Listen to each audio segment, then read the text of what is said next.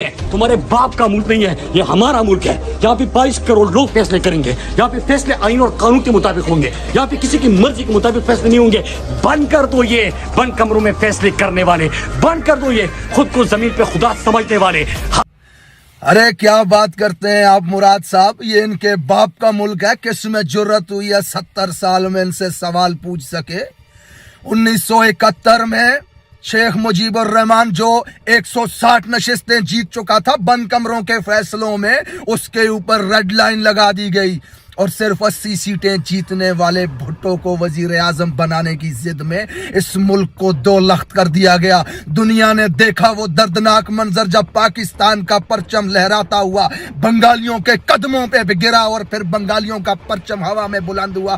किस में जुर्रत हुई है ये सवाल पूछने के इनसे? अरे बंद कमरों के फैसले ही तो हैं। आज 70 साल गुजर चुके हैं इस मुल्क में, आज भी हम 10 अरब की भीख मांगने दुनिया के सामने मुंह ठिठाते फिर रहे हैं। हमारे पड़ोस में एक शख्स 150 अरब डॉलर का मालिक बन चुका हुआ है, जबकि हम 22 करोड़ के लिए 10 अरब डॉलर की भीख लाते हुए लोगों को इसे सफारती कामयाबी कहते हैं। ये बंद कमरों के फैसले ही तो थे जो हमारे ऊपर मुसल्लत किए गए। ये इनके बाप का मुल्क था। इधर आओ नौजवानों, मैं सुनाता हूं तुम्हें 1996 का वो वाकया जब 2 बहनों ने ये ऐलान किया था कि हमारे खानदान के, हमारे शोहर, हमारे भाइयों के 9 अफराद के कातिल मेजर अरशद जमील की सजाए मौत को रोका गया तो हम अदालत के सामने खुद को आग लगा देंगे।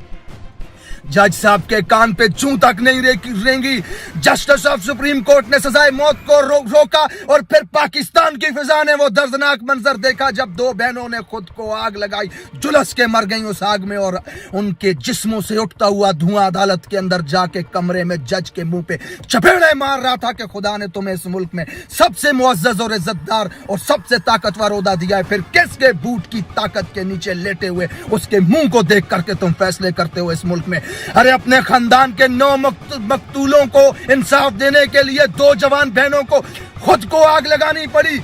किस में जुर्रत है इनसे सवाल पूछने की? वो मेजर अरशद जमील जिसने फौजी दस्ते के साथ मई जिंदों की जमीन पे कब्जा करने के लिए उसके 9 अफराद को घर से उठा के दरिया सिंध के किनारे पे ले जाकर के गोलियां मारी और अगले दिन GHQ से ये बयान जारी हुआ कि राह के दहशतगर्दों को मार दिया गया। वजीर आजम और आर्मी चीफ ने यूनिट को जाकर के इनाम दिए। ये तो बाद में सहाफियों की तहकीकात से पता चला कि मेजर अरशद जमील वडेरे के साथ मिलकर मई जिंदों की जमीन पे कब्जा करने के लिए उसके घर के अफराद को अगवा करके के जाके कत्ल करता है। अरे कौन है इस मुल्क में इनसे सवाल पूछने वाला? आज 80,000 लोग मरवा दिए दहशतगर्दी में, ड्रोन हमलों में, बम धमाकों में, गोलियों में। किसने पूछा आज तक इनसे सवाल?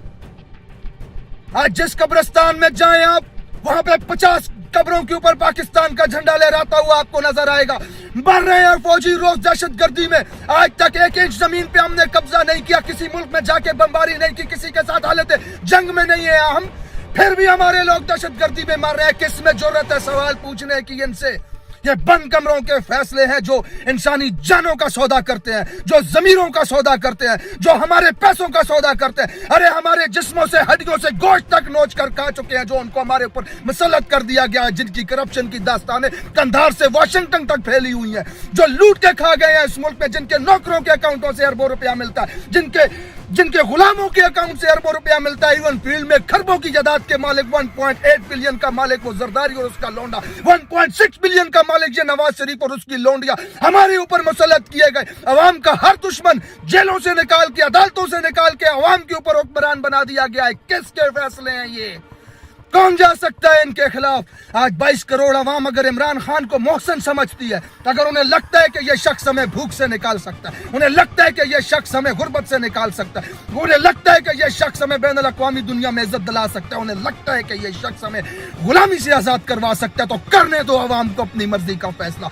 मत करो हमारे ऊपर मुसल्लत अपने फैसलों को। बात करते हो हमारी हड्डियों से गोश्त तक नोच के ले जा चुके हो, ट्रक के पीछे हम आटे के लिए लाइनों में मर रहे हैं। आज ये बंद कमरों के फैसले थे, जिनके बाप का मुल्क था, जो इनके फैसलों के खिलाफ कोई खड़ा ना हो सका, तो आज हम इस हालत में हैं।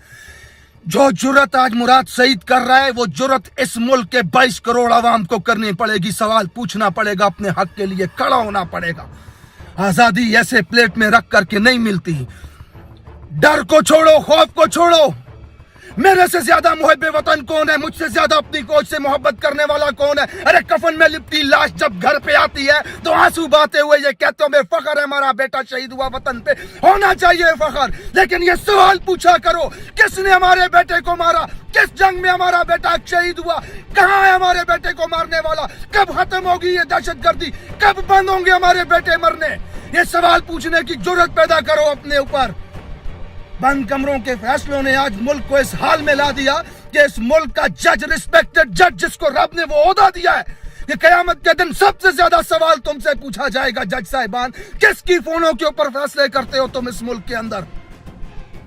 اگر اس ملک کے نظام کو بدلنا چاہتے ہو، اپنے آنے والی نسلوں کے مستقبل کو بدلنا چاہتے ہو، تو کھڑے ہو کر کے سوال پوچھو۔ یہ بند کمروں میں کیے گئے فیصلوں کو مسترد کرو، اپنے فیصلے خود کرو اس ملک کے اندر۔